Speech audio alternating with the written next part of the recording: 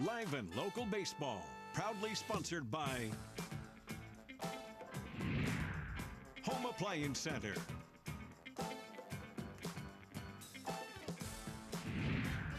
Hometown Restyling,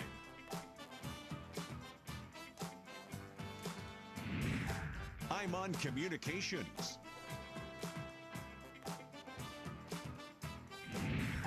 and Walton Collision Center.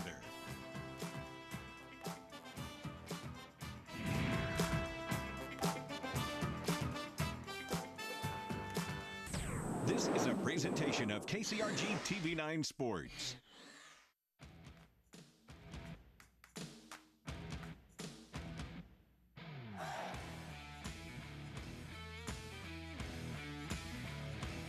It's the High School Series, live from the Field of Dreams, only on KCRG 9.2.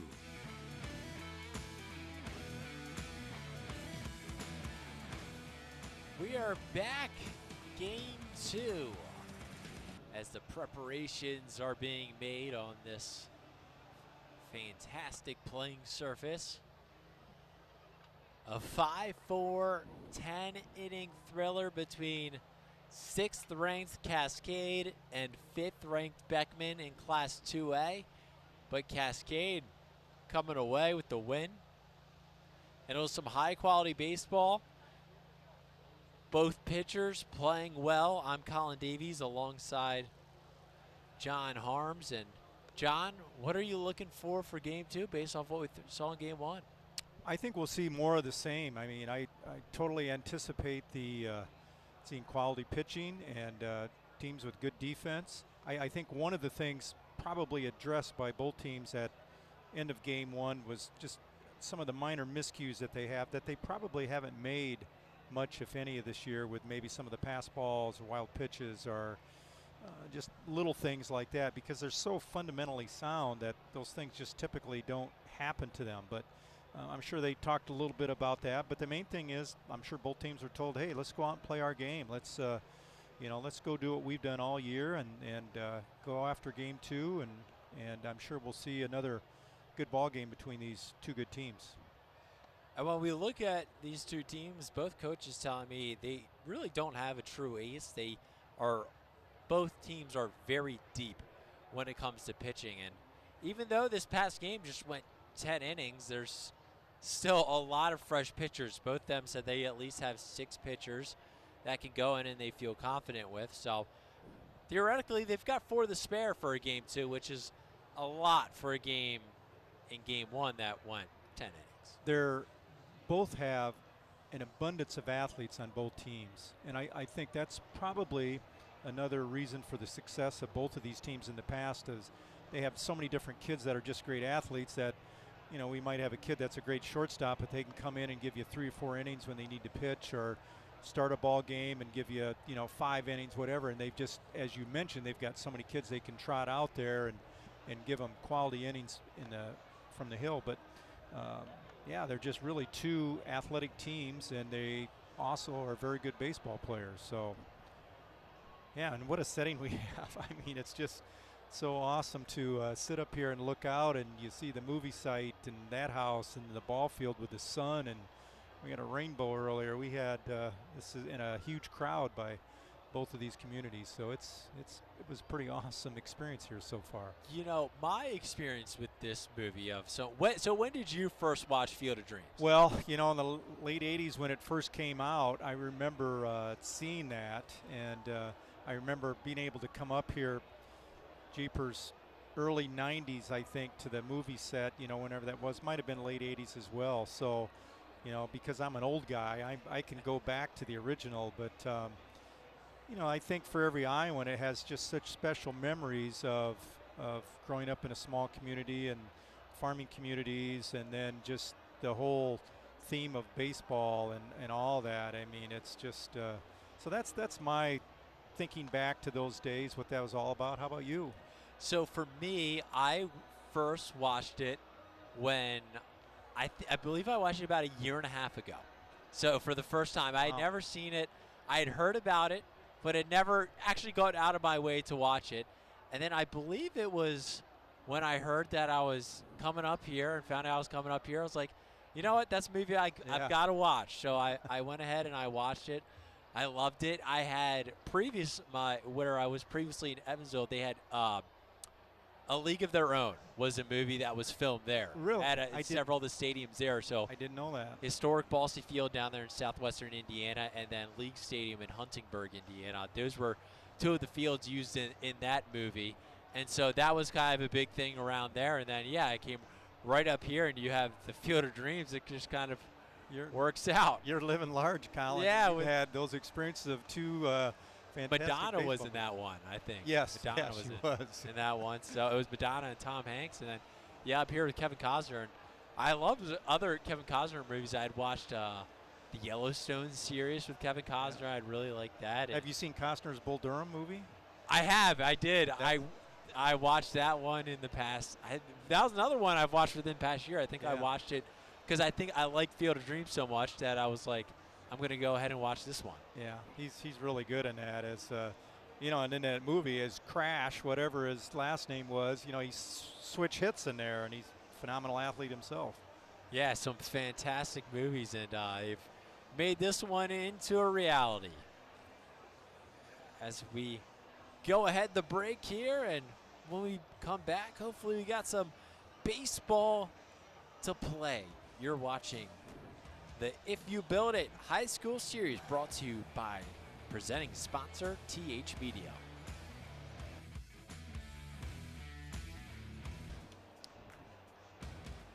The Field of Dreams, people getting their legs stretched as much as the players are getting ready for the next game. And it's been quite an experience. Yesterday, those first high school games happening, and that's where Chelsea Brown has a recap of that experience.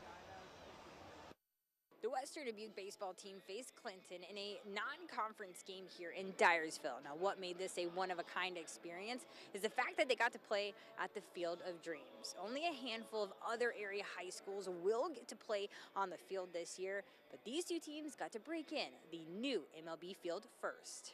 The corn still has some growing to do, but the field and popcorn are ready. Fans were soaking in the new stadium in Dyersville. It's amazing to have this in our backyard, and for the boys to get to experience this, it's a really cool thing. It was a home game for the Bobcats, who got on the board early. We've been swinging the bat well lately, and we just continued to. Playing in front of over 1,300 fans, the next generation of Bobcats came out to watch. Because it seemed like it'd be fun. And Tommy's playing. I think it's really cool, and I hope that one day that I'll get to play on there. And this team will go down in history after handling their opponent. It feels special, especially coming out here and getting a win. Losing is never fun, but coming out here and getting a win on the big stage is fun. We're tickled pink to get to play on this field, and to be the first team to play a game and to win a game here is will go down in history. They will go down in history indeed. Yeah, it's such an awesome thing, I think, for the high school kids to play here. I remember years and years ago when the Unidome opened up in Cedar Falls and area high school teams started to play some regular season football games there, and what a big deal that was. I remember getting to do that myself. And then, but I'm thinking, here these guys are on an actual major league ball field, and you're in such a, as I mentioned, such a baseball-rich area. So great start to it last night, and we're just continuing to here tonight with after a fantastic game one. Yeah, it's a pretty cool experience for these kids to get out here. And I was actually I was down with Dyersville Beckman Catholic when they went to Busch Stadium last year. So for them, especially Beckman, this is right in their backyard, so they're like, yeah, we're kind of used to this, but they're like, it's a unique experience to come out. And when I spoke to Cascade, their head coach is telling me, they're Roman Hummel, they're really looking forward to this, and now they've got one game under their belt and they've got to win. I'm sure it's a lot more fun after winning. If you spent time in Indiana, I always think of the movie Hoosiers, where they is it Hinkle Fieldhouse, I think, where they end up and they're measuring the rim. Hey boys, it's only 10 feet, and I thought of that. Different here. I thought of that. Hey, it's still 60 feet 6 inches from home to the pitcher's rubber, so they're I just think of those similarities of trying to keep everybody grounded, but letting everybody enjoy the moment too, because it is such a major experience that they should enjoy. Yeah, in Cascade, you could tell there were no distractions for them. They were ready to roll from the jump as we are getting set here for our second game. They are announcing lineups here, and players are getting ready to take the field for the second time as the sun continues to set. I think sunset set for 8:44, so just under an hour away as the sun is setting just behind this stadium, behind third base. And we will come back when we've got some game action ready to go in game 2 here.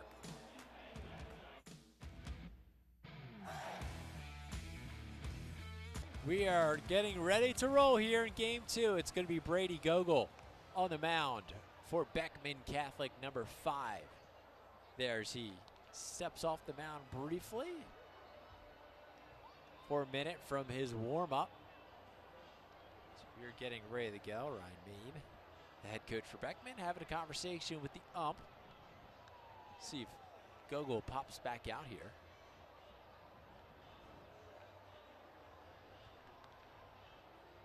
And he does. Here he comes. He is just about ready to roll, get those final warm-up pitches in. As due up to start out for Cascade is, of course, their leadoff hitter. That's not going to be changing. Leo Noonan, who had a solid outing in game 1. Fans starting to get resettled into their seats, but out and exploring the stadium right now. Yeah, and why not? I mean, there's a lot to see, and souvenir stores, concession stands, lot to do. Plenty of space for the kids to have their own games in the concourse area. So a lot going on. Absolutely, and it's one thing. This is what's great is the stadium's not even done. The lights come on. Yeah. There we go. We have our first set of lights coming on. The stadium still, it's impressive right now, but construction's still not done. Of course, that Major League game coming up in mid-August. It should be ready to grow and ready to roll, but good enough for this dry run as Leo Noonan is about to get us going. Brody Gogol pitches there. The bunt goes straight down and straight back. That's how we start off this game, 0-1. And away we go, right? Newman tries just to like that. push one down, but fouls it off.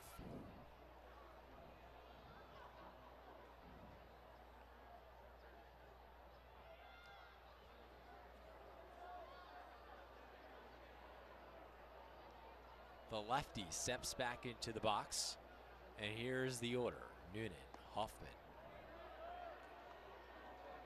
Roush, Green, Fritz, Otting, another Green, Tyler Smith, Jake Hush. All ready to roll for the Cougars. As that one's outside, 2-1.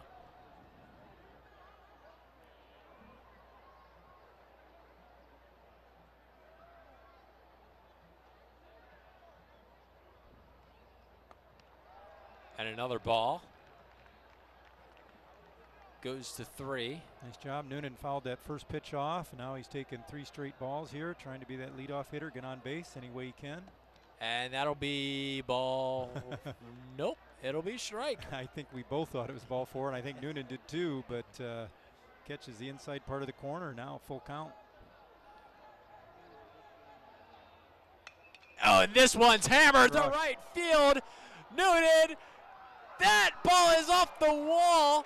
Noonan going to third, and it's going to be a triple.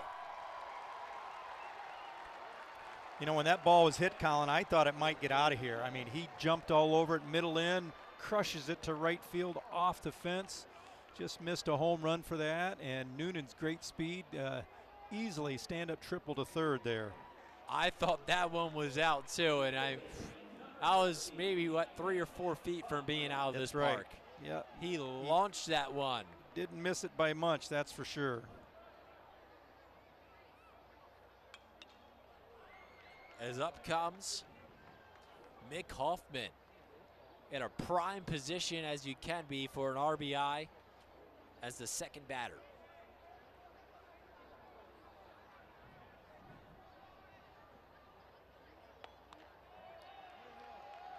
Sees the first ball, 1-1. You know, the key there was Noonan fouls that first pitch off. He takes 3 straight pitches, ahead in the count, and he gets a pitch that he likes, and he drives it to a leadoff triple.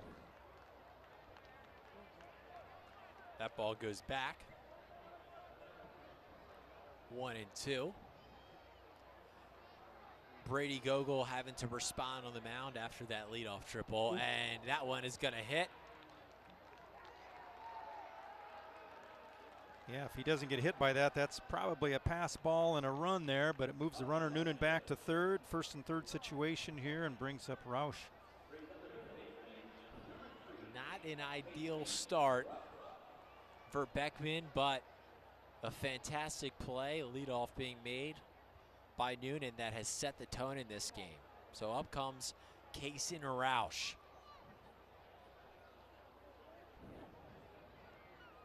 What can he do? Another lefty hitter. Fouled back.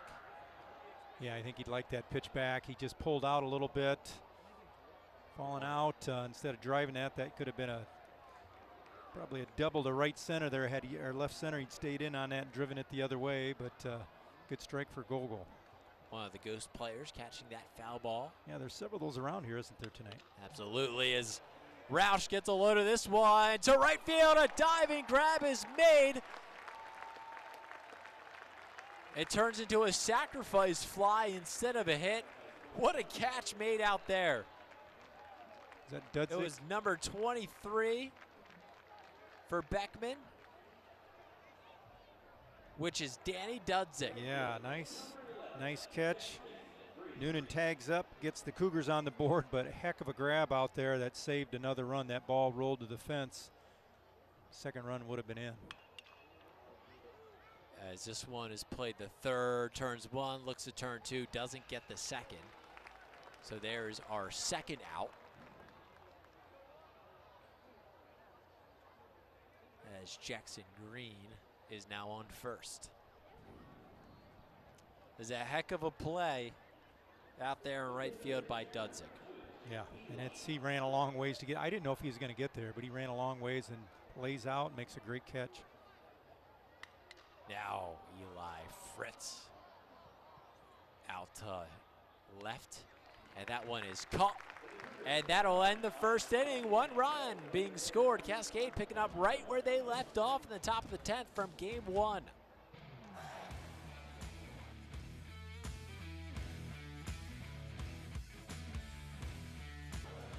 Bottom of the first, about to get underway. Cascade coming up on the pitcher's mound is Eli Fritz. As we take a look at our batting order for the Blazers. It's Tate Reese, Brady Gogol, Chase White, Noah Kleesner, Owen Coyle, Ian Deitmeyer, Carter White, Zach Wolfcool, and Danny Dudzik. As we are ready to roll, Tate Reese getting set to start this one out. If we take a look at the pitcher, Eli Fritz, as he throws ball 1. A .93 ERA, 22 strikeouts in 15 innings pitched. This one goes to short. Throw a laser beam. And that's out number 1.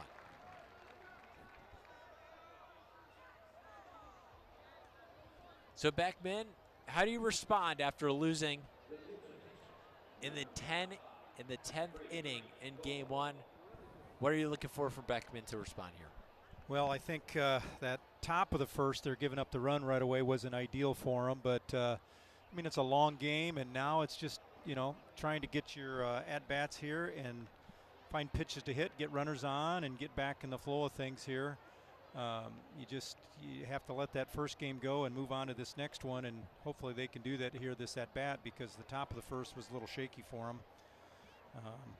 But Dudzik, made a great play out there and saved a run. Absolutely did, and we'll see if that run comes back to really matter as Gogol to right, and the catch is made in right field by Jackson Green, who was the starting pitcher in game 1. So 2 up, 2 down so far.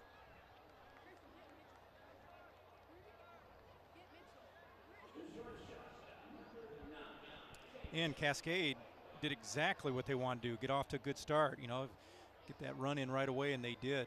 Noonan set the tone with that triple and scores on the sac fly then.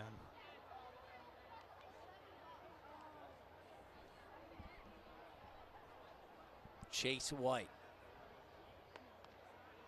washes that one high. 1-1.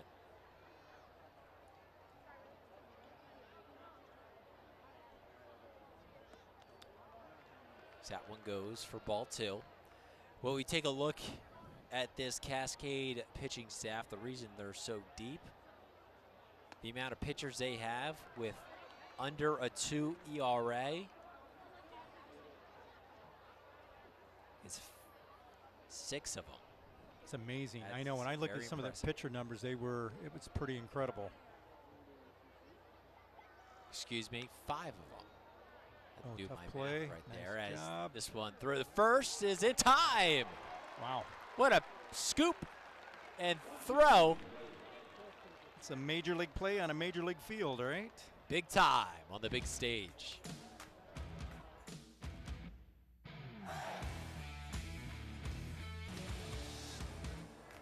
After 1-0, Cascade leads. It is a beautiful evening.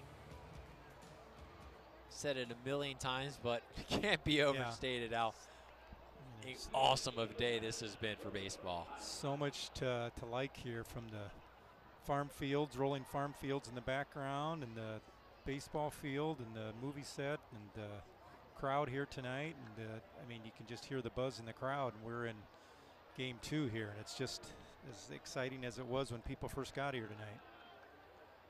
Number 9, Brody Otting.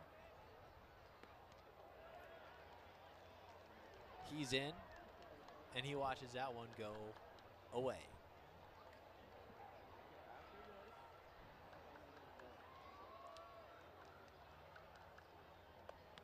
This is the great part about Iowa baseball in the summer. Sometimes you get those steaming hot days, but not today. Yeah, it's sometimes state rolls around, it's like, oof. Yeah, it gets pretty warm by then. It's pretty toasty. This tonight is feels like a September football night almost. Oh yeah.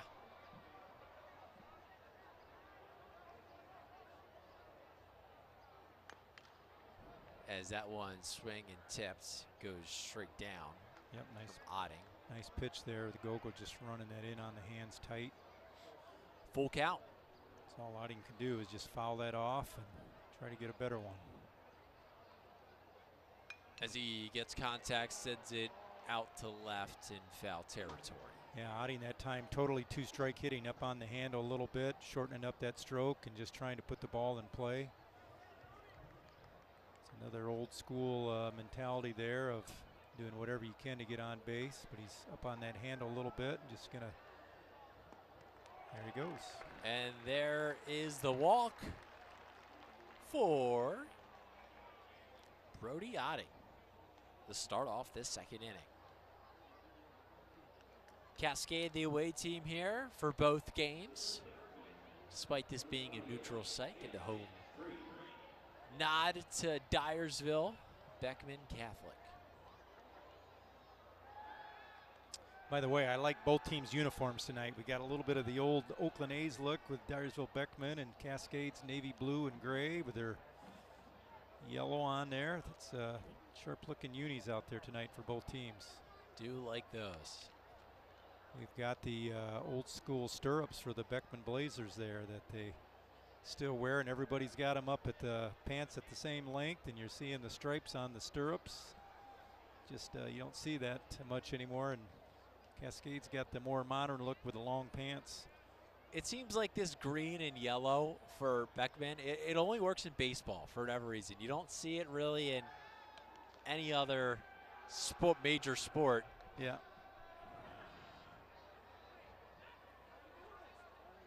But there's just something about these uniforms with what the A's have made iconic.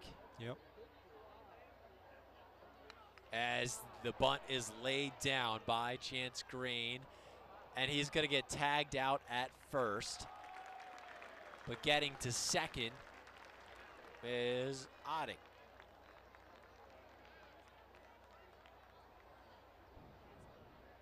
Nice bunt. That pitch was up, and that's not an easy ball to bunt, get it down, not pop it up, and he did, and moves the runner over to second.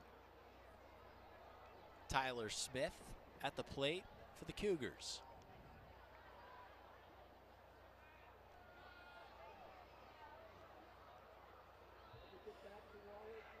As the catcher, Owen Coyle, going to go ahead and talk to his pitcher, Gogol, just for the minute.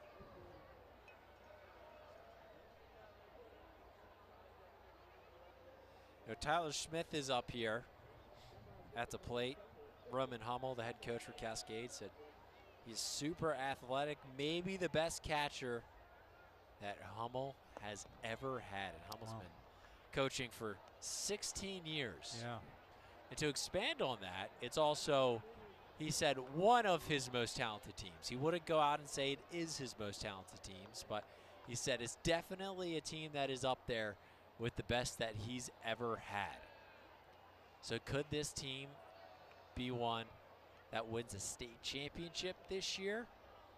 We will see as the season goes on, but they are looking the part so far, just the one loss. Yeah, there's some good 2A teams in Eastern Iowa. Certainly these two are right up there, and it's a loaded class for baseball. It'll take a really good team to win that. Gonna move a runner up.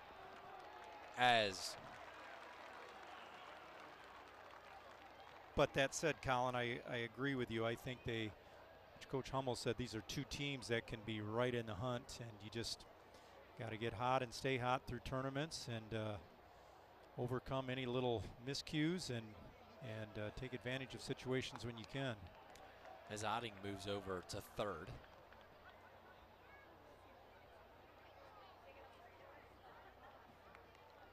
And it's a 3-1 count, 1 out. As this one played the third, and the throw the first is good, but not before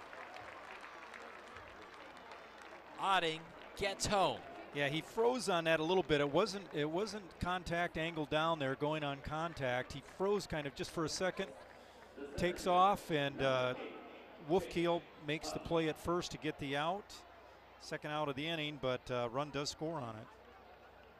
So it is 2-0 now in favor of Cascade. 2 outs. The 1-0 pitch. And that's in there for a strike.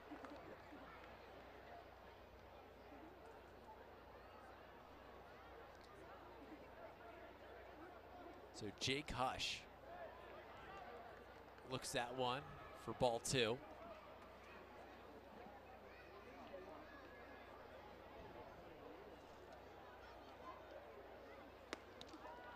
And just watches that one for a ball. Chucks a swing there.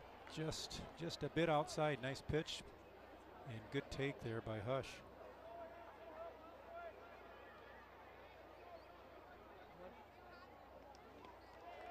And that's going to be ball 4. Hush strolling the first. And now here comes the top of the lineup with one on base. 2 outs. It's Leo Noonan, who started this game with a triple, and here we go. Ryan Mabe, head coach Beckman, visiting Brady Gogol. Brady Gogol on the mound. Whole team doesn't come in, though. Just examining that plate, having a talk. I'm sure they're just talking with Noonan here how they want to try to throw him and not give him anything that he can handle here. Problem is you're at top of the order. Hoffman's a good hitter. Roush is a good hitter, and it's like there's no way to go around anybody here. But I'm sure he's just trying to get him to regroup after that 2-out walk here, and now you're back to the top of the order and how you've got to try to attack Noonan. Noonan would like to one-up his last hit, sending it out of the park. Nearly did so in that first at-bat.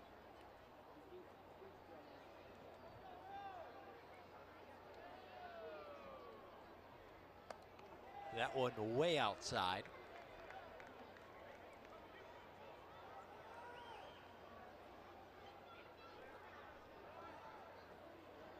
He had the deepest hit so far tonight. Yeah, that's probably the hardest ball we've seen hit tonight in either game.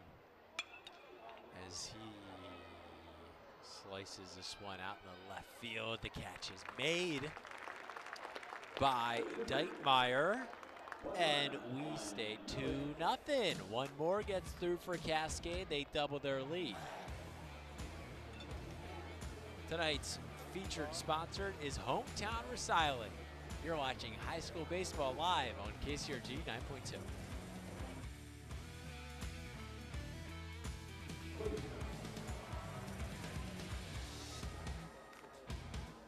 We are back here. Noah Kleesner.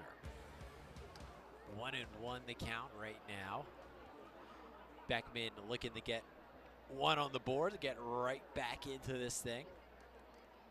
They came back from down 2-0 in game one, or they came back down from, they were down 3-1.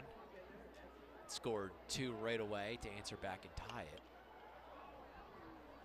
As that foul ball drifts back, and several kids will look to get their hands on that foul ball. Wonder who they put in charge to track down those foul balls, if it's stadium personnel or who's in charge of the foul balls. You know, every park does something a little bit different. Of course, this is a major league park, so you wonder what they do. The kids get to keep it, but it's a high school. So I imagine they give the balls back here as Kleesner singles out to center on the line. Nice hard line drive right up the middle. Good, now Beckman wants to string some hits together, string some base runners together, get a little momentum back here that they've lost here in the inning and a half here so far. The catcher, Owen Coyle.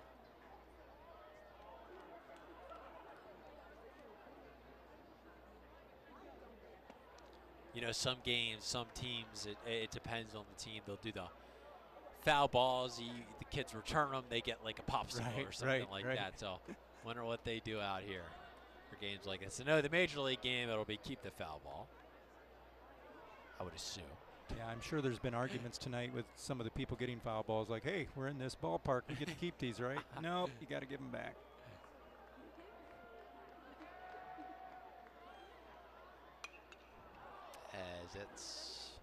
I've gotten one major league foul ball at a Brewers and Reds game.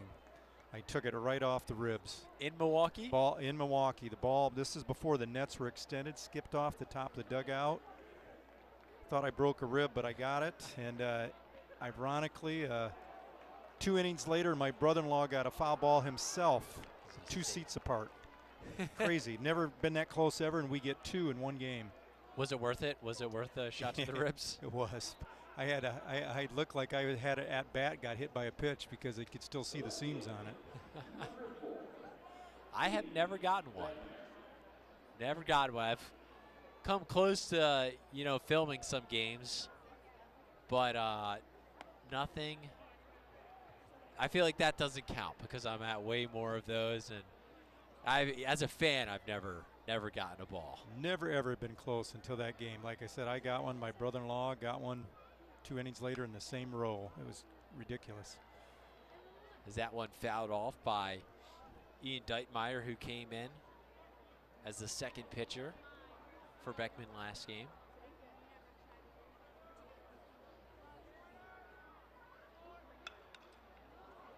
And he flies out shallow center. And that catch is made nice and easy. That is out number 2 of the inning. I've always wondered what the game is played where sometimes those fans will catch those historic home run balls out and how they, just sprint for those exits, get out of there as quick as they can, knowing they got to hold on to it, and then they have the negotiating power once Right. they're outside the stadium to get whatever they want out of the So team. true, and they do. Tickets, autographs. Maybe sometimes they'll hold on to it because it's a ball that is worth so much.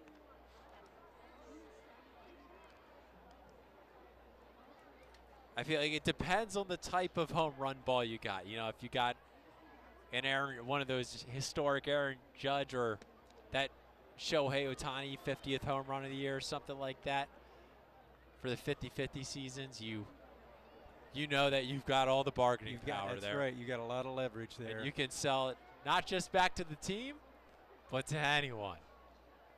But first career home runs, I feel like, a little different for some rookies and stuff like that. Maybe take the extra game tickets, the autographed jersey, the bats. Because they want it. They want it back. Yep. First one. Carter White to center field, and that one is caught again. So 4 up, 3 down. And we are at a 2-0 ball game still as Cascade leads heading into the third.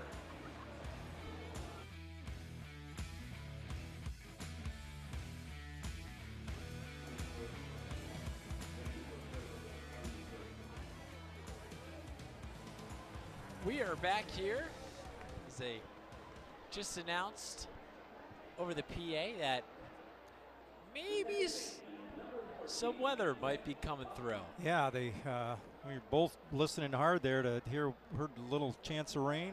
I guess we'll wait and see what that means, but on we play for now. I just hope it stays away. Yeah. Is that too much to ask? Yeah, it's been so good here so far, so I'd like to keep her going. Cascade back up and in the batter's box, Mick Hoffman, who was the second pitcher in game 1, played very well on the mound. Gets the win in that game. Did a real good job coming in and holding things down until the bats really got her going in that 10th. First time up, he was hit by a pitch, hoping not to be bruised up this time.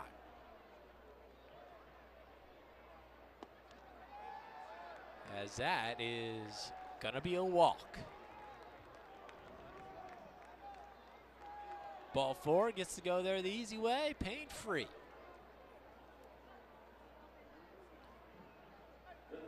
Increasing that on-base percentage that he has. Moving that up a little bit.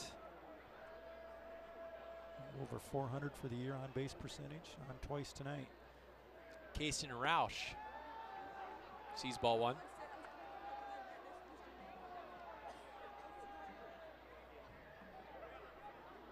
A long run to the bullpen again for a couple Beckman Blazers. This pitch. Is that? It's going to be the first strike. Looks like they're sending Luke Cruzy out to warm up in the bullpen for the Blazers. Doing that long run from dugout to that bullpen. Getting a track workout in baseball season, just going out to the bullpen.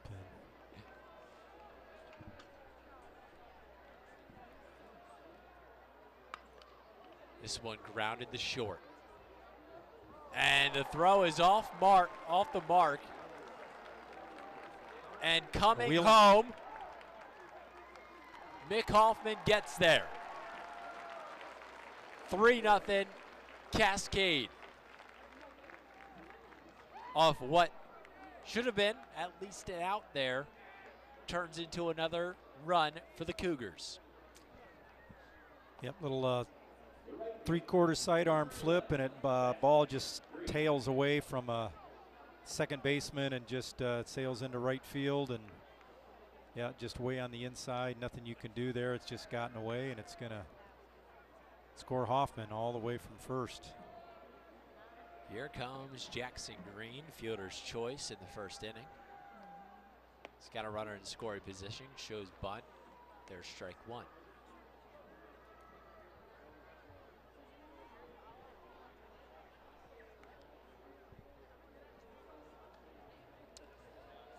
Everyone having a blast here on the field, on the movie site field, and in the stands here at this park. As this pitch gets away, Roush moves to third.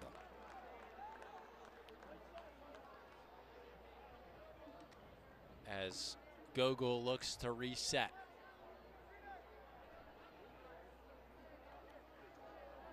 Yeah, now a ground ball up the middle gets you another run most likely. A fly ball gets you a run.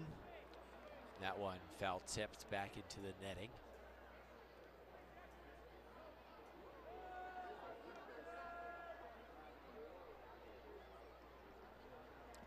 Tell you what, this might be one of my favorite ballparks that I've been to for Major League Baseball. As Green looks that one up high and has now a 2 balls, 2 strikes. Yeah, it is definitely the most unique setting. Oh, that's yes. for sure. It's beautiful. And this one chopped out to right field. Jackson Green gets the RBI.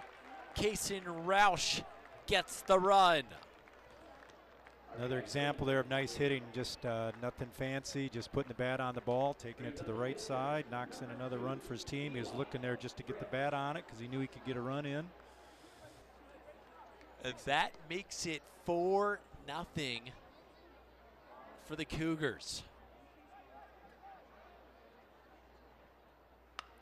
And right up center, and it gets out into the outfield, and Green gets the third, along with Eli Fritz, who had the hit. He gets the second. You know, this is so typical of when things are going well for you. That ball sneaks through, gets to the grass, runner gets to third, throw goes to third. Batter ends up on second then, and it looks like Gogol will get relief here from the bullpen as Ryan Mabel makes his way out to the mound. Cale Frazier's coming in to be the courtesy runner for the pitcher there. So, but yeah, this inning has just snowballed for Beckman. Just still no outs. Yeah, it's just I'm sure there's a little bit of a challenge going on with coach to players there and mentally, and just trying to get them to regroup here and avoid. He's leaving Gogol in for now. Yep, and I'm sure Cruzy's out there just trying to get his. Trying to get warmed up a little bit, maybe buy a little bit more time for him to get warm. Wow, now you're looking here, nobody out and runners in scoring position. You're looking at, for Cascade, really busting this open and having a big inning. As Brody Otting is up, he could score 2 here with them in position. And he puts it right to center field, and he does score 2, a 2 RBI single. And he is gonna turn it into a double. Brody Otting. Another big play, and the lead is stretched to 6. Yep, nice job, just takes it right back up the middle. Little things here in this inning for Beckman that have come up huge, and you know that throw goes all the way to the plate again, doesn't get cut. Runner ends up at second. Now they got another runner in scoring position, and it just, when it snowballs like that, boy, it's hard to get it stopped, and mentally, and Cascade is just taking advantage of everything going their way right now. And this one played out the center, tracking back. That catch is going to be made. The tag up is closer than it should have been. A little close, and they're looking at, I believe that's that's Brody Otting there. Coach Roman Hummel saying, hey, why didn't you slide there? Yeah. I think is the conversation that's going on. It's a little easier to have a conversation with a 6-0 lead versus a 0-0 ball game, but he's probably laughing with him like, hey, what are you doing there? But nevertheless, he ends up on third. That was Chance Green that flied out. As this one goes down the left field line, and it's going to go foul, just barely. Exactly, not by much. Tyler Smith walks back to home plate.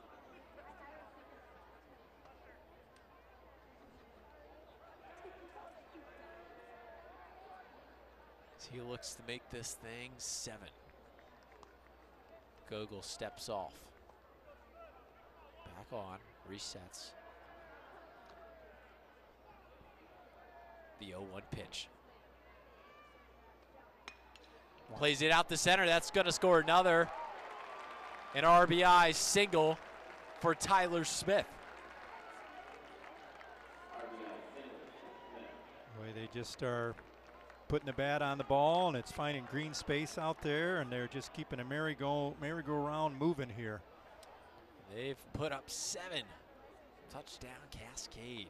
Courtesy runner for Smith, the catcher. Looks like Elijah Casey. The junior comes in to courtesy run.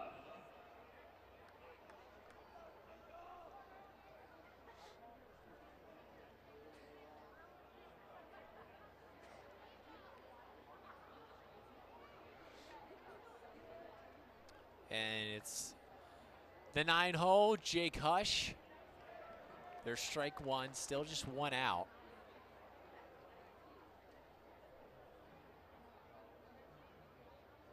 Yeah, they've really been stringing hits together here. And there's Hush. He hits that one down and off his leg.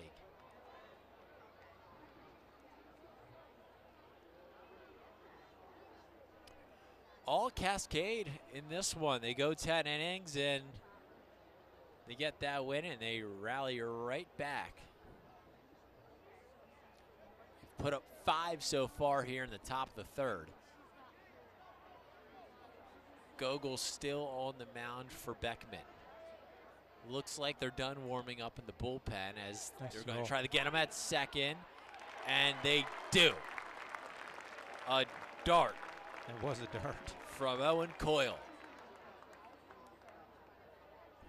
That catches Elijah Casey. So now 2 outs, no one on. That one way outside, 2-2 the count.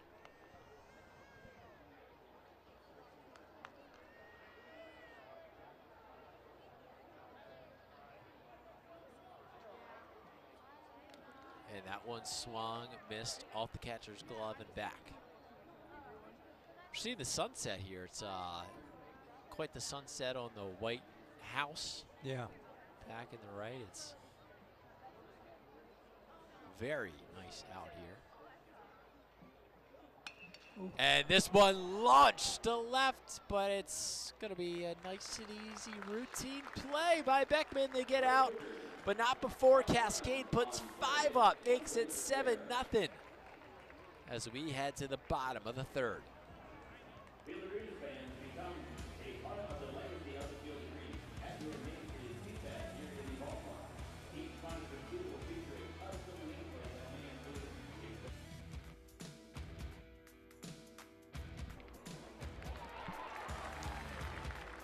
We are back here as Beckman Catholic just got their first hit of the game. It was Zach Wolfcool who gets the single down the left field line. First pitch swinging.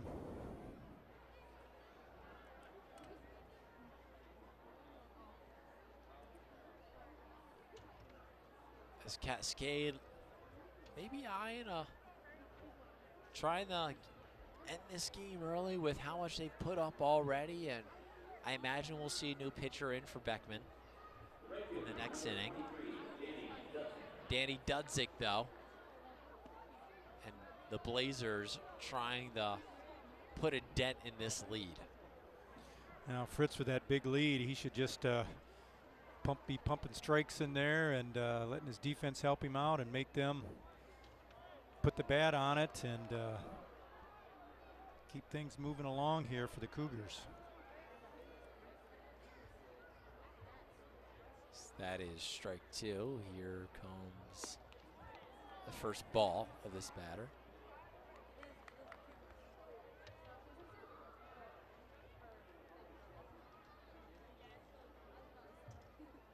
Ooh, nice pitch. And almost gets. Didn't get the call, but nice pitch. This is number 23. Danny Dudzik. Yeah, Tyler Smith wanted that call. He didn't get it, but must have been really close. And Dudzik goes right up Broadway. Another base hit. Good start for the Blazers here in the third. Back-to-back hits. Back to the top of the order here. See if they build some momentum and turn this one into a shootout.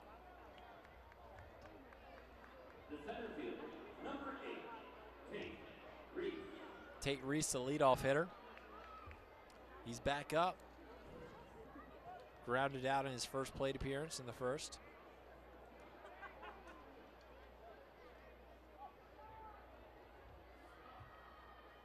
And that ball comes in high. Yep, curveball just didn't get on top of it. Ball floats up there for a no contest ball.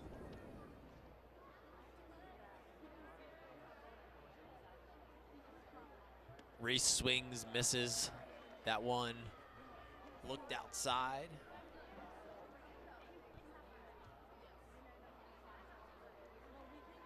As Eli Fritz looks to rebound and calm a little bit of a move here being made by Beckman. This one played to first. Ooh. Love down, throw back to second. They get one at second. Not able to make the throw back to first. Wow, I'm telling you, that's a heck of a play there on a couple things. One is getting that runner at second, but man, Noonan at shortstop makes a great pick there to get the out, because that ball gets away. Now you're looking at a run scoring. Runner's probably on second and third and changing maybe a little bit of the game here, or at least the momentum. But what a pick up there by Noonan to get that out.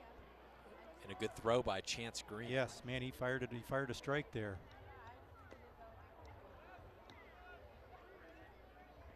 As a pitch gets away there. And now runners are on second and third. So the choice to throw out the second earlier no longer matters with the two in scoring position right after. Gogol looking to make an impact in the batter's box.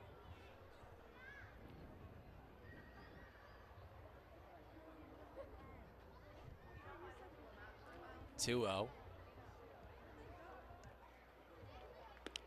That one outside makes it 3-0. So we're one pitch away from this thing being bases loaded with just one out. Yeah, it's one of those deals where you've got a big lead and you're just wanting to throw strikes, and all of a sudden you have a hard time throwing strikes, and things can change quickly. Nice pitch there. Not going to get the call, but nice pitch. So now bases are loaded for Beckman.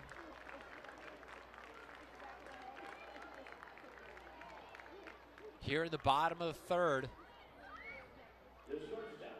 as Brady Gogol gets the walk, Chase White comes up, grounded out first, and gonna have a mound visit here with Eli Fritz. Sure, Coach Hummel's saying, hey, look, we got a one out. We can step on a base here. The main thing is let's get outs. When in doubt, get the out wherever it is, because you got a 7-0 lead, and throw strikes. You know, no free passes and no errors. Keep the ball in front. So little review here, and we'll see how the Cougars respond. But nice job by Beckman after having a rough third, top of the third here, has battled back in the bottom. Fritz will stay on the mound.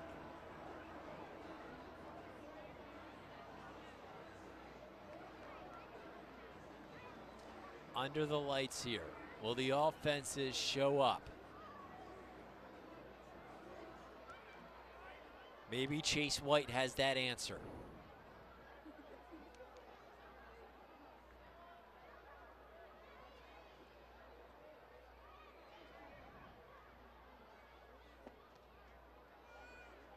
There's a ball.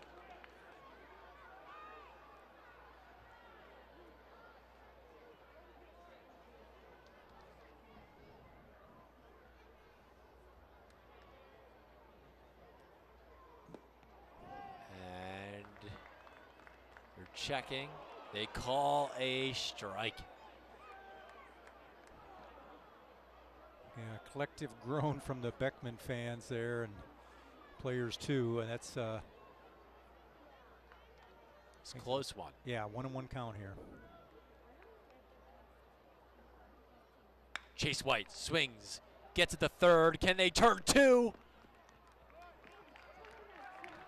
No, he just eats that one at third, gets the out, but one comes across. It is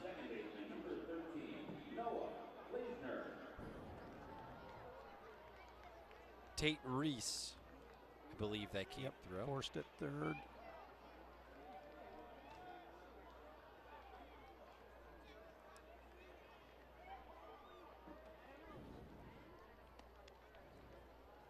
So 2 outs, 7-1 ball game, but no runner anymore on third as Noah Kleesner is up. Cascade takes the out, lets the run score with that big lead. They want outs here. They just avoid a big inning. As there's ball 2. Strikes on a little bit more difficult right now for Eli Fritz to find.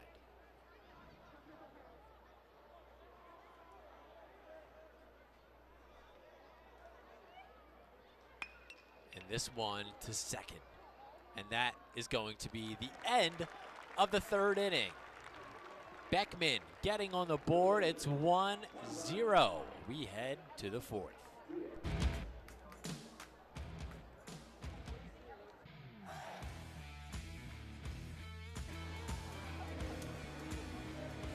(7-1) Cascade, and we have a pitching change here for Beckman. Tate Reese, their leadoff hitter, is now on the mound as he'll look to settle things down for his Blazers.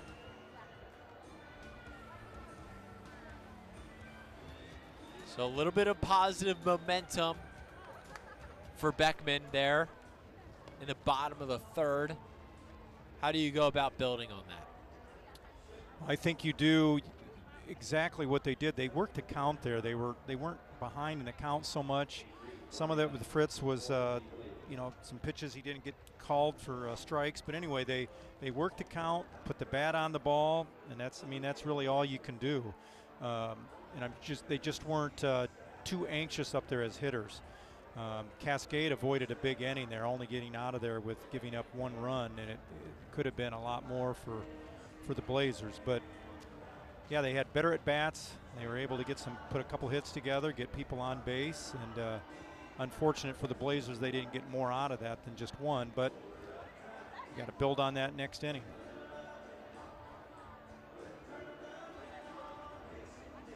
Reese is ready to go. The shortstop, number 21, Leo Noonan. And he's got a tough task. The leadoff hitter, Leo Noonan.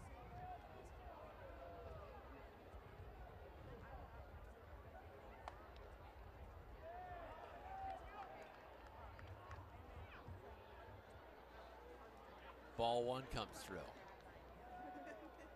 It's got to be tough coming out of the bullpen having to face the leadoff hitter right away. Noonan a triple and a fly out in this game. Yeah, it's impressive though, the arms we've seen trotted out there by both teams tonight.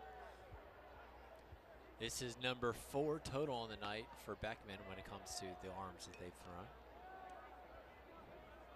Yeah, they had Cruzy warming up in the bullpen that entire inning, and then made the decision to go with Reese, bring him in from center field his warm-up pitches were what he got when he went to the mound at the start of this inning. So he's down 3-1 here and trying to work through it here and get into a rhythm.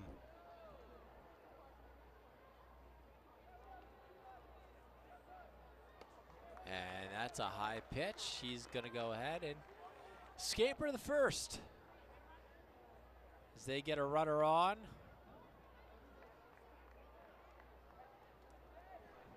So for Cascade, new pitcher, but still finding success.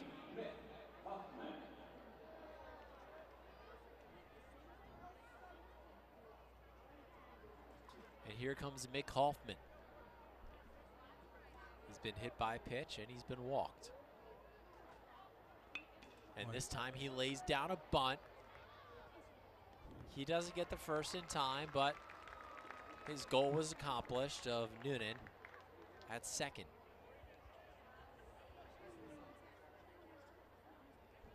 Nice bunt there to move that runner up here. Now it's Kaysen Roush. There's a sac fly RBI, and then his hit forced an error, which led to another runner scoring in the third inning. Cascade with this lead, new pitcher, and they can avoid, they can really be patient here at the plate and really look for pitches that they want. Make Reese throw some strikes to him.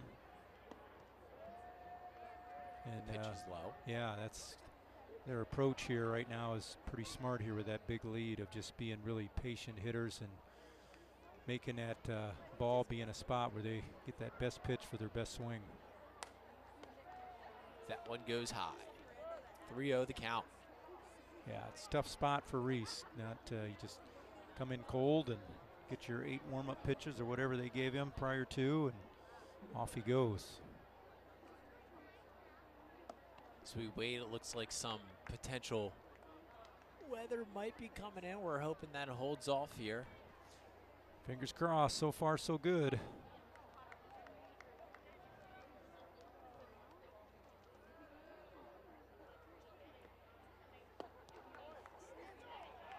And they're going to roll that one a strike. Roush was ready to take his base. Roush disagrees, but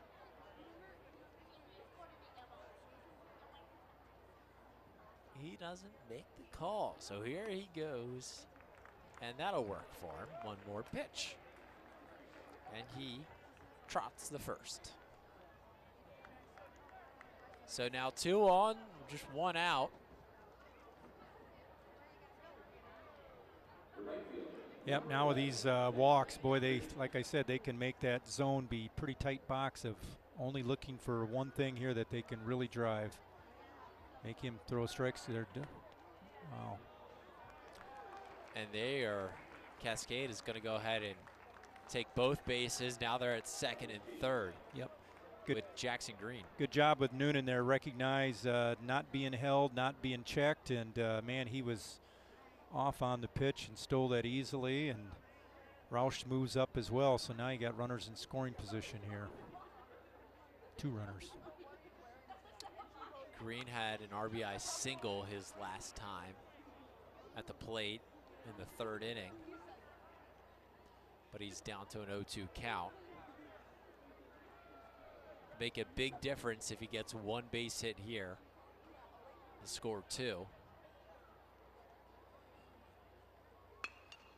And he goes to the shortstop. It's gathered thrown the first, and the throw is there, but Noonan gets home, makes it 8-1. So the lead is back to 7.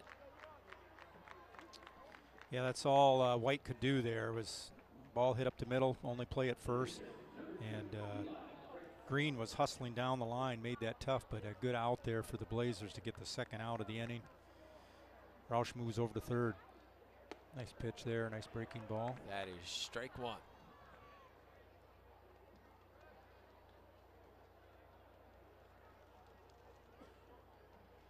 Runner on 3rd with 2 outs. And that one gets away, and he's going to sprint for home. Is he going to get there? He's out. The tag made by Tate Reese. And this thing stays at 7-8-1 the score as we head to the bottom of the fourth.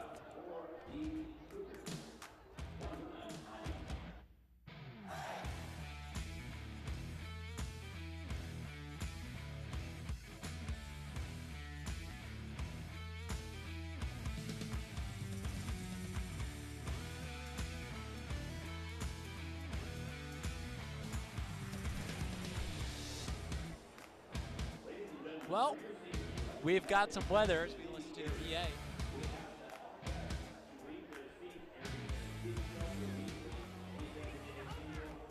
There is a lightning alert.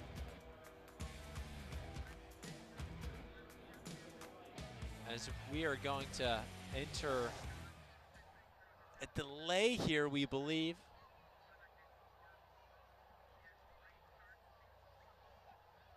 We are just trying to get this up-to-date information. Yep, must be moving in quick. We've got ground crews putting the tarps on, getting the mound covered here in the plate area, and fans are scrambling to get out of any potential bad weather. So we'll sit tight here and see what happens. They're giving some fans some time to get to the cars. I know the parking lot here is a little bit further with the construction ongoing. And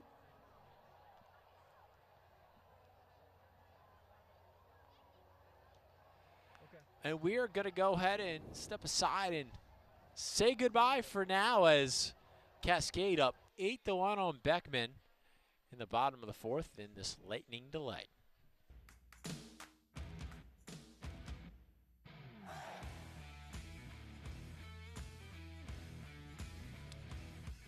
We are back after a lightning delay. Beckman Catholic, here we are, bottom of the fourth.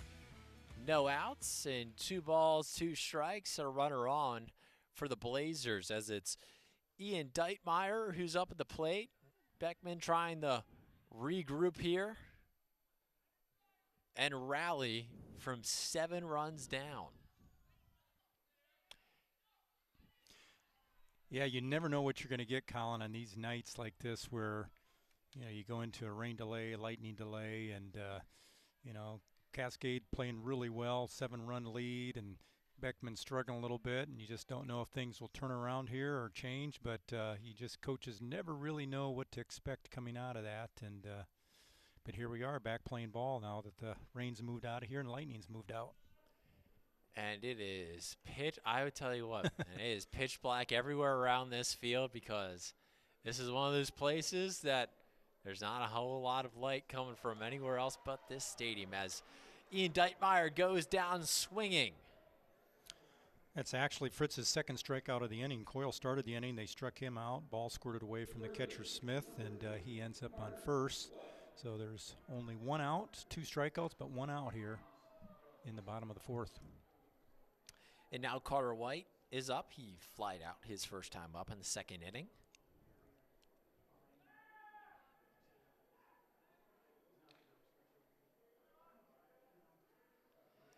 And the field crew did a tremendous job keeping this thing ready to go. We'll see if the conditions play a little bit of a factor. That dirt definitely did its job soaking up some of the rain. Yeah, the field actually looks great right now, considering. And there goes White's fly ball. It is caught in center field. That's 2 down. Nice job getting over on that, making the catch for the second out. Now Zach Wolfcool steps up, singled in the third.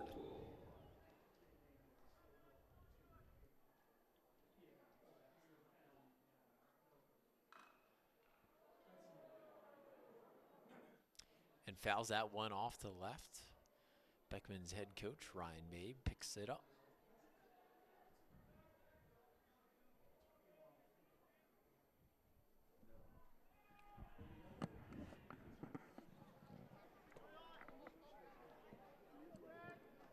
A 1 pitch. It's swung on. It's touched. And the throw is going to be high from Fritz. And coming home for Beckman. And a score by Jude Kramer. It's one of those swinging bunts there, Colin, and works to the Blazers' advantage here. Throw gets away, and Kramer comes all the way around from first to score here, the second run of the ball game for Beckman. So it's now 8-2. Fritz has 2 outs there. That one just got away from him. That one was always high right off the arm. You know, that one of the toughest things here with the ground balls is the grass is wet. That wasn't covered. Mound and the plate area was covered, and that they pick the ball up off the grass, and it's wet sometimes, and you get just exactly what happened there. And this throw is the first, and that is a clean play. So we finish up this 4th inning, 8-2. Cascade still ahead as we head to the 5th.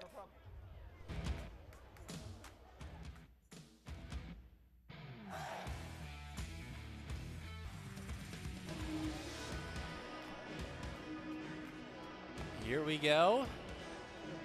Top of the 5th.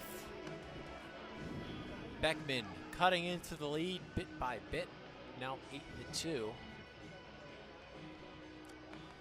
Just a reminder, I believe after 5, if it's a 10-run game, that is the run rule. So Cascade will be looking for that. Does that play factor? Yeah, is that entering the mind if you're a Cascade player? Well, it is, and I think they probably felt better about it last inning versus giving up the run the way they did in the bottom of the 4th. Fritz was up last inning and with the pass ball, but the runner was thrown out at the plate, so he gets to get back in there and lead off here this inning. And now Cascade is trying to get back into their momentum that they had prior to the delay. And Beckman, though, answered the call by getting 1 run back. So we'll play on here and see what continues to happen here moving forward. Tate Reese, the leadoff hitter for Beckman, is on the mound tonight. He is the 2nd pitcher to come into this game for the Blazers.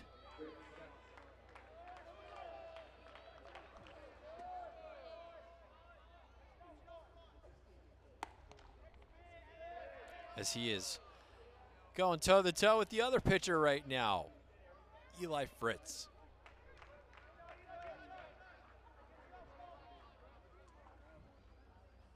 Ouch. And Fritz takes that one right off the padding. Yeah, you could hear the guard that's why there. The padding, that's why the guard's there, right? Yep, that's sounded awful, but didn't probably feel too much. Those pads on. In the old days, that would have stung a lot right there.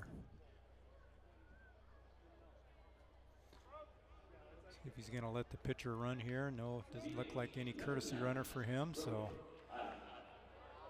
He is ready to roll. As Brody Otting steps up, a lefty. He watches strike 1. Well, you're exactly right, though. It is dark black out there looking over the cornfields. It's kind of cool. The movie set over to the right has the older lights. You know, you hear at the stadium you have these bright white lights, and then over at the movie field you have these tan old 1980s lights. Yep.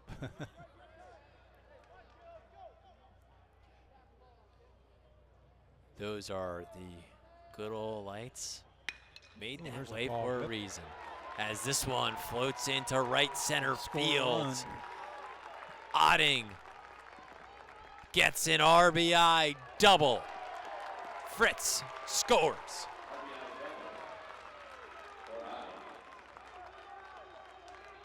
Otting's had a really nice ball game here in game 2. He's got 2 hits, a double and a base hit. On base with a walk, his first at bat, has already scored 2 runs and hoping to add a 3rd to his tally here with Chance Green coming up to bat here trying to knock him in. Cascade answering the bell. They are up now 9-2.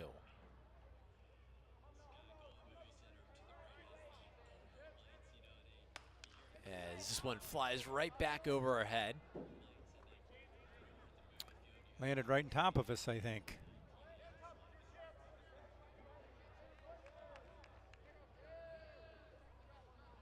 As we have, I think a lot of the parents stuck around, and it was related to the players, but I think quite a few of the fans took the exit thinking the game was out of hand. We'll see if Beckman has anything to say about it. Yeah, there were a lot of people dressed for a summer night. When that rain moved through, it felt like a fall night here pretty quick. And this one, a laser to short. Yeah, it took a hop, and another run's going to score. Brody Otten, welcome to home plate. It's an RBI single. Yeah, that ball was really smashed there. That's one of the hardest hit balls we've seen hit tonight, even though it wasn't up in the air. Right on the nose, and that that wet dirt, just a little bit of a skip at short there, and takes a little hop on White and caroms off into the outfield and gets the Cascade Cougars their second run of this inning. And just like that, now it's back to 10-2. An 8-run game. Tyler Smith takes ball 1.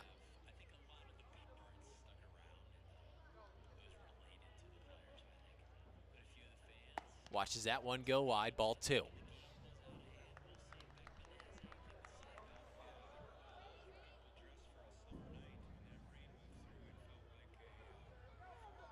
up steps Tate Reese, ready to throw.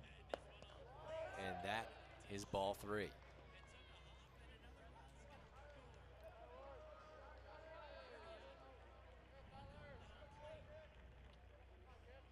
Just needs one more to stroll down the first and put another runner in scoring position. As he does watch that ball 4. So now 2 are on.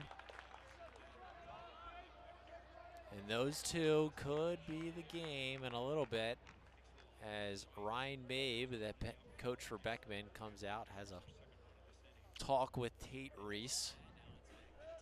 You know, Colin, I don't, for Tate Reese's defense here of being in center field, coming in to pitch when he did, went right from the outfield to pitching. Then there's a lightning delay, come back out. He's had some weird circumstances to work under tonight. We are going to get a switch here. Looks like Reese is going out into back out the center, and see where the shuffle ends up here. It's going to end up as a look for a number here. Yeah. It is 13, right? Kleesner. Yes, Noah Kleesner. Yep. Same situation that Reese was in. He's going to move in from second and move into the mound and get his warm-up pitches here. Problem is now you can see people with towels drying the baseballs off anytime they get on the grass. Yeah, that'll definitely play a factor here. He's played a little bit of factors. Kleesner gets ready to get warm. And I'm not sure what the Blazers did with who moved into second and what they did there with Kleesner coming to the mound. Reese went back to center. I guess we'll find out here in a little bit.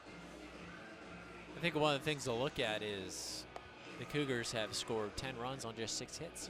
Yeah. It's been a very uncharacteristic game for Beckman Blazers with just some of the errors they had and leading to runs. So it's just, not so far has not been their game here in game 2. One of the things, Colin, I wanted to bring up is the fact that the 2 long-term coaches here in the past, Jerry Rowling for Cascade, number 5 all-time in the state of Iowa with 1,022 wins. Really the founder of Cascade Baseball, and then Dyersville Beckman with the late Tom Jenk Jr., number 4 in Iowa all-time career win list of 1,088. So these are 2 programs of generations have had a lot of great baseball, and a lot of those dads and grandfathers have passed the game on to their kids here. So I wanted to mention those 2 former coaches and the history there of what they've meant to these baseball programs. Definitely two storied programs, uplifted by those two individuals and those two coaches. As there's a swinging strike. Yeah, nice pitch coming right in, getting that first strike. Jake Hush, the first Cougar to get a look at Noah Kleesner.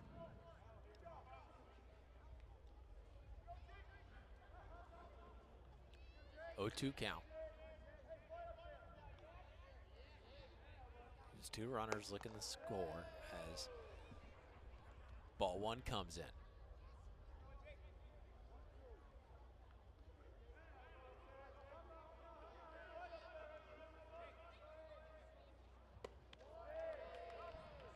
That ball goes high and away.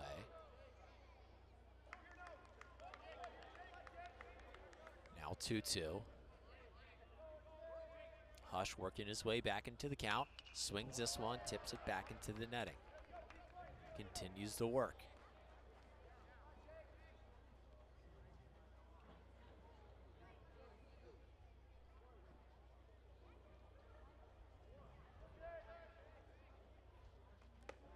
And that one is high. Now a full count.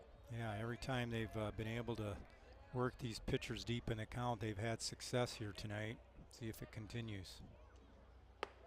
And dodges that one, and it goes from 0-2 to now bases loaded. And still no outs. Back to the top of the order with Noonan, 2 runs scored tonight.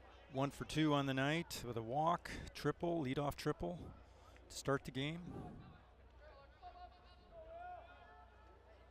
And Noonan swings on that first pitch, sends it back for a foul ball. Yeah, he was looking first pitch fastball right in his zone. He got it and just fouled it off.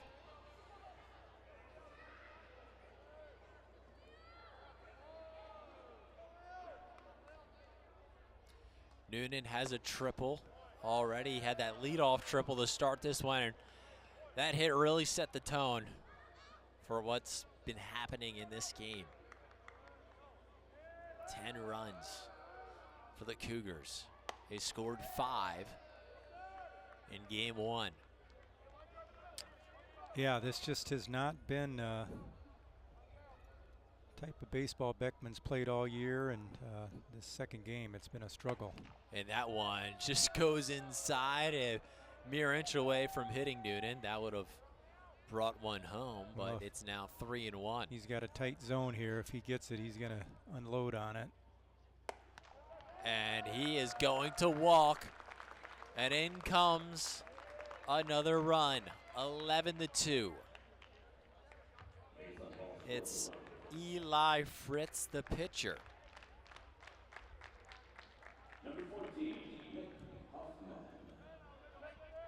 The run rule is 10 after 5. So one more do, still 0 outs.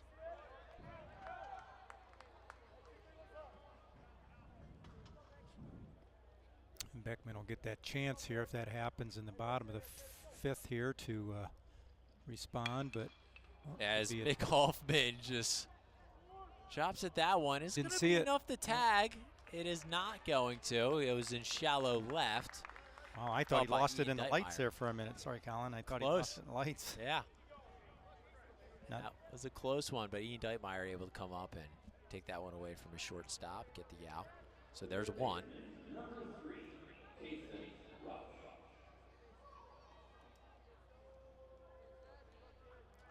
Kason Roush. That's strike 1.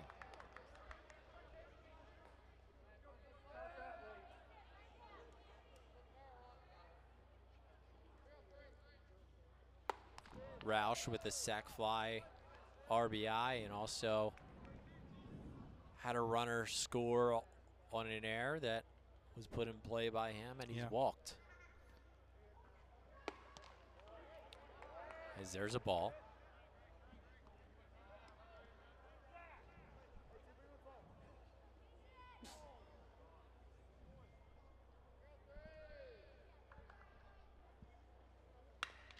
2-1, puts it right down that right field line. And when the Cascade coaches want to catch it there, thought a little bit better. Don't want to hurt the hand. Yeah, he did. He just did an Olay at the last second and saved his fingers.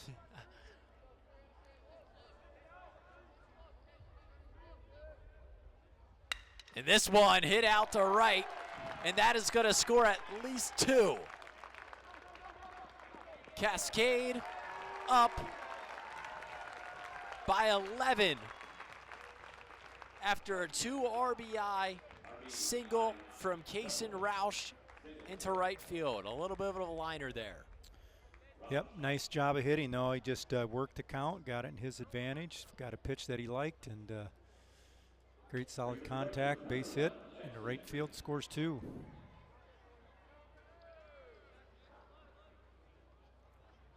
So it is now 13-2. Still runners on the corner, still just 1 out. Cascade maybe looking for 1 more. As it's Jackson Green. He's had a fielder's choice. He's had an RBI single, and he's had a ground out that led to an RBI, or that led to a runner being scored. So he has been no stranger to scoring some runners tonight. As he chases that one high and away, puts the count to 0-2.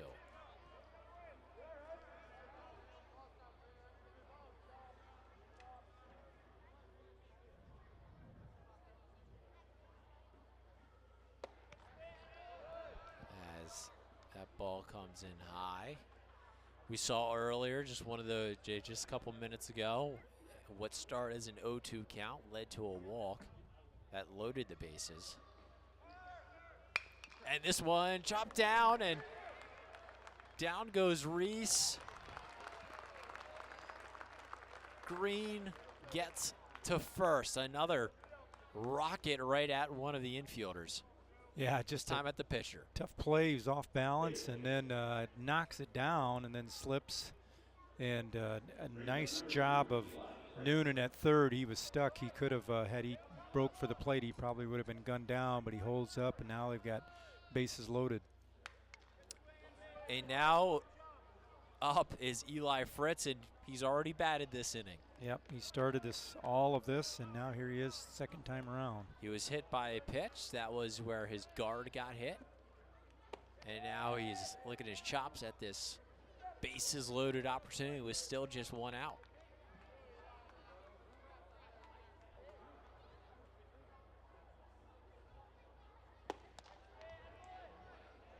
And it's 2-1.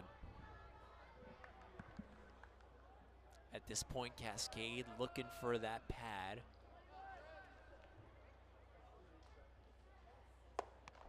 That could potentially save their arms for another day and end this thing early. 3-1.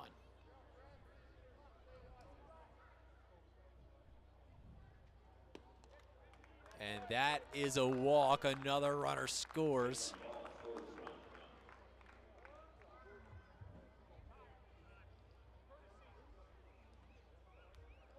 How important is that? Is that a focus for a coach that when you get in a situation like this, the kind of point of emphasis of close this one out so you do save those pitches for your pitcher? Yeah, Cascade wants, that's Coach Hummel. They want this baby done in the bottom of the 5th when Beckman will get their opportunity because, yes, it'll save pitchers. And I think now, Beckman, it's just trying to regroup here mentally and get out of this inning and then take their chances with their at-bat. Going to make another pitching change here, but they've had to run through some arms and way more. We talked in game 1 about how they didn't use a lot of pitchers. Well, now they are burning up some pitchers here with pitch counts and things like that. So, but yeah, Cascade is looking to get as many as they can yet this inning and then getting 3 outs and going home.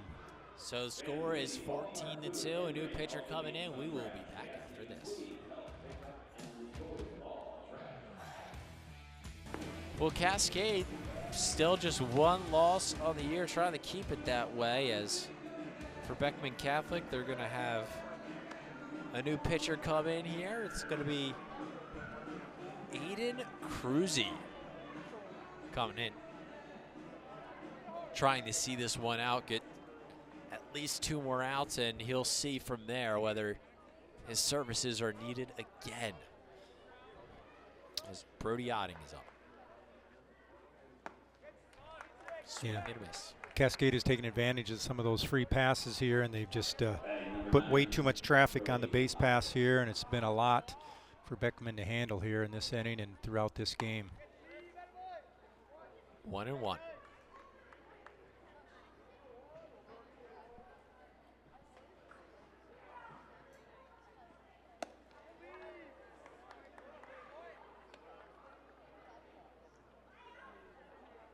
Two and 1 count.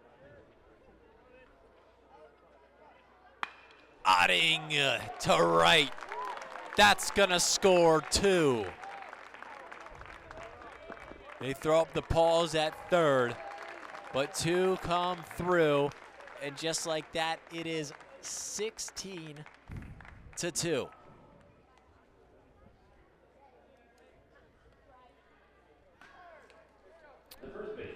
Yeah, this just does not happen in Dyersville baseball too much as it's going tonight. So they're just trying to get through here and get some outs and get out of this inning. But boy, Cascade has been impressive here with their bats and working deep in the count, just being patient hitters and getting good pitches to hit. And they are putting the bat on the ball here in game 2. At this point, it might creep in the Beckman of just try to save their arms at this point. Go ahead and get these last 2 outs as quickly as possible. And of course, give them a chance as they get 1 there. Cruzy gets him swinging. Looks like Beckman has Maquoketa Valley tomorrow night at home. Cascade is hosting Al Burnett. Conference games there. There'll be another game back here on KCRG 9.2 tomorrow. It's going to be Dubuque Hempstead, Dubuque Senior, going toe-to-toe. Yeah, I have 2 Dubuque high schools here. That'll be fun. I'm sure there'll be another really great crowd tomorrow night. And those teams locally that taking advantage of being able to play here. What a great experience for everybody. 2-0 count, the Tyler Smith. Make that 3.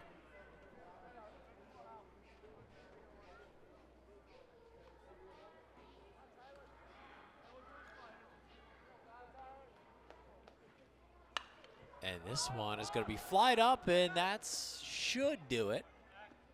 Yep, it is snared by Cruzy. So Cascade, they're now up 16-2 as we head to the bottom of the 5th, and they try to wrap this thing up.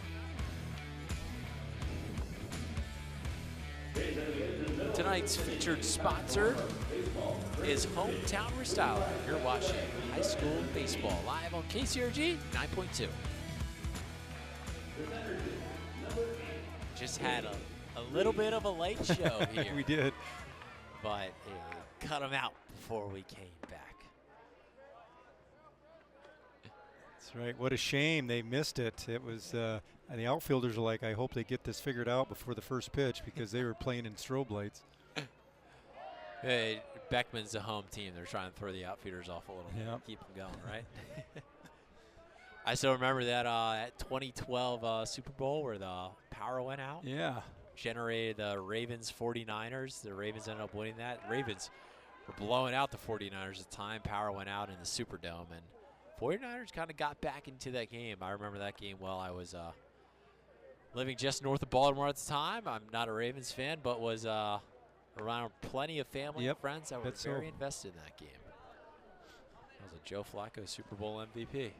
I saw my first time watching Joe Flacco was watching him light up the UNI Panthers in the Unidome. Yeah, in Delaware. Delaware, Blue Hens, and this guy's incredible. The other person I saw that amazed me tear up UNI was Randy Moss when he was at Marshall. So two phenomenal players there going against the Panthers in those old 1AA playoffs back then. Yeah, those are some guys that, you know, they don't have to go to the big school, and those two guys, especially Randy Moss, Hall of Famer. Yep. Flacco did nothing but win in his NFL career, so and he could still at an old age, he was still slinging it. With the, I think he re-signed with the Bengals this year. So yeah, wow. Joe Flacco's still doing it. I think he's 41. I think he just wants to keep playing because he wants his kids to be old enough to see him keep playing. So he still loves it. He's still going to be doing it. And he had an arm, and this is a long ball, but it is tracked down in left field for out number 1 in the bottom of the 5th. Topping started the game out there. I think that was him. It was a heck of a long running catch out there. Big gaps out there, and he runs it down. It's good to have rabbits in the outfield in these big ballparks, and you just let them go chase it down. So now comes the starting pitcher for this game, Brady Gogol.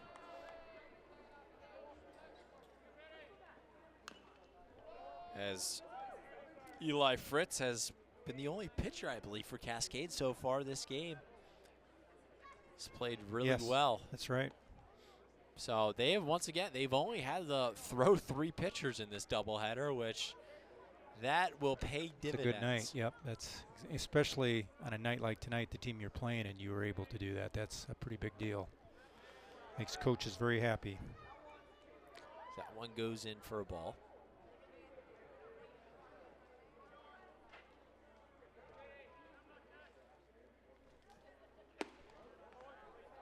And another 2-1.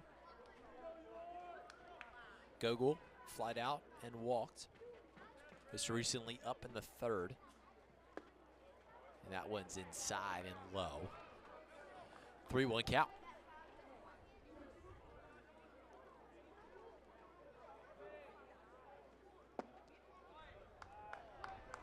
And Gogol strolls over the 1st. In comes Chase White. Shortstop, number 9, Chase White. Shortstop. Grounded out, fielder's choice. In this one. And launches that one up in the air, shallow left field. And the shortstop is out to get it.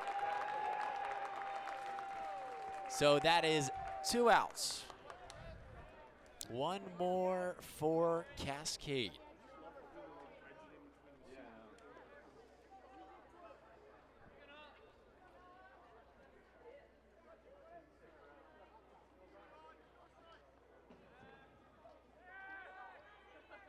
Number 13, Noah Kleesner. Noah Kleesner. He's back in. He's had a single today. Back in the 2nd. And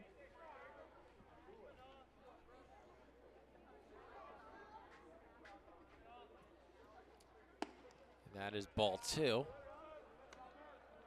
Are you surprised by what you've seen so far tonight?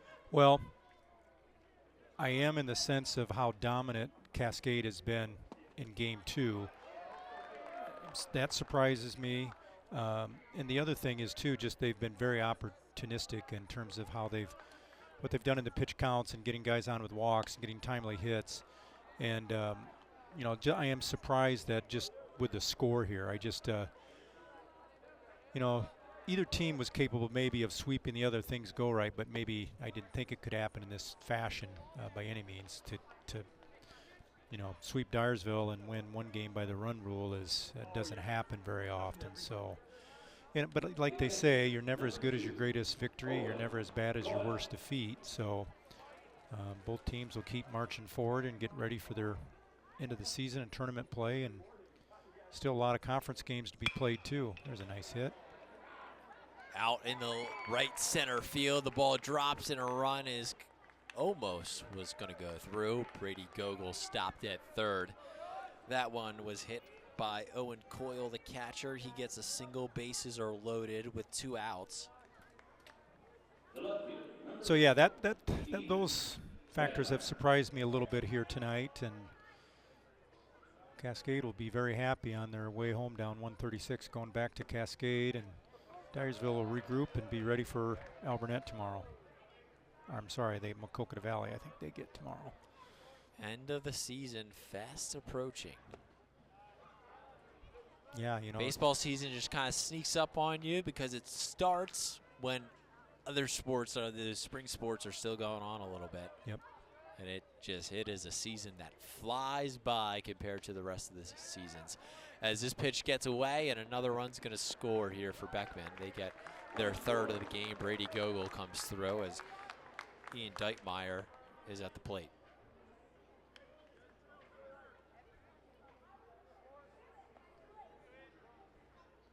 July 2nd is Beckman Catholic's last scheduled game of the regular season. Tournaments 3rd and 7th, and yeah, that's it. You're right. 2 weeks away. It just flies by, and they've got several conference games to play yet. So it's amazing how quickly it goes. As this one's flied up by Deitmeyer, is this the game? And it is caught by the shortstop. 16-3, our final score. Here's the light show. Now we get to see it. It's over. The doubleheader. Cascade going ahead and getting a 2-0 sweep in the doubleheader. How about this? 16-3. We will be back after this.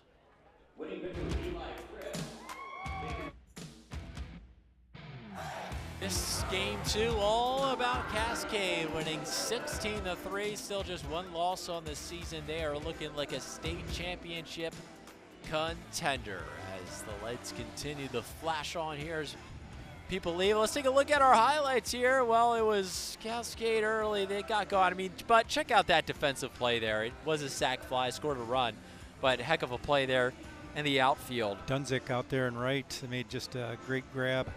Great grab at that time. We thought maybe it'd be a one-run game. Maybe that would matter like the last one, but it just got away from Beckman. A couple errors led to some added runs. Momentum just started to build for Mick Hoffman and company.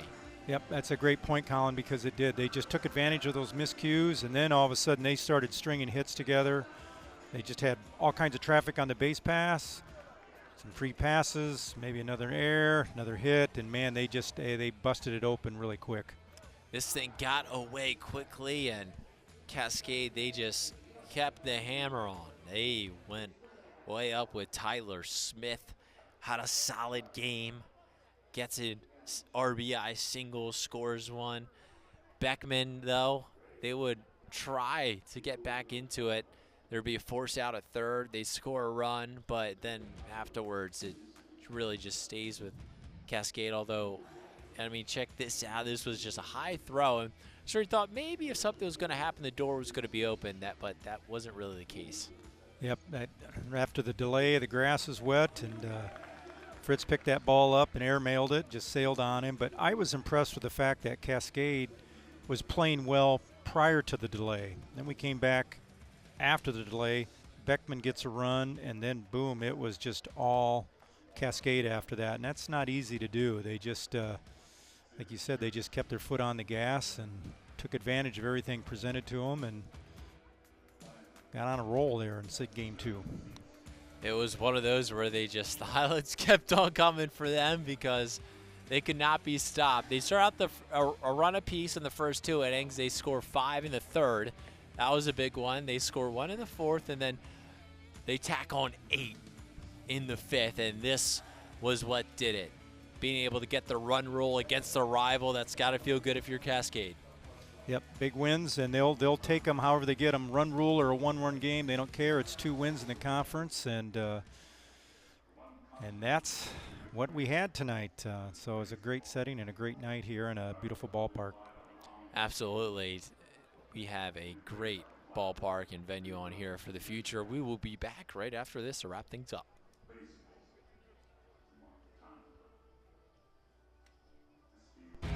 Live and local baseball, proudly sponsored by Home Appliance Center,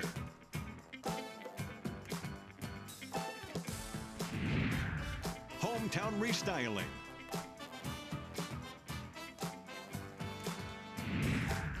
Diamond Communications.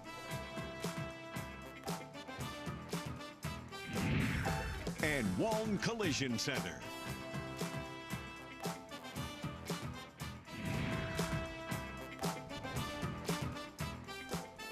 Two state championships contenders, but one came away looking like the best team tonight. It was Cascade winning 16-3 over Beckman after winning the first game 5-4 in 10 innings, and then we had a lightning delay in the second game. But Cascade has got to be happy coming out of this one, and what does their future look like now? Well, two big wins as far as their conference race goes in that division, and now it's you're in the driver's seat, and you just continue to play your baseball the way that they've been playing so far this year. And so I'm sure they're looking forward to getting back on it tomorrow night, as is Beckman.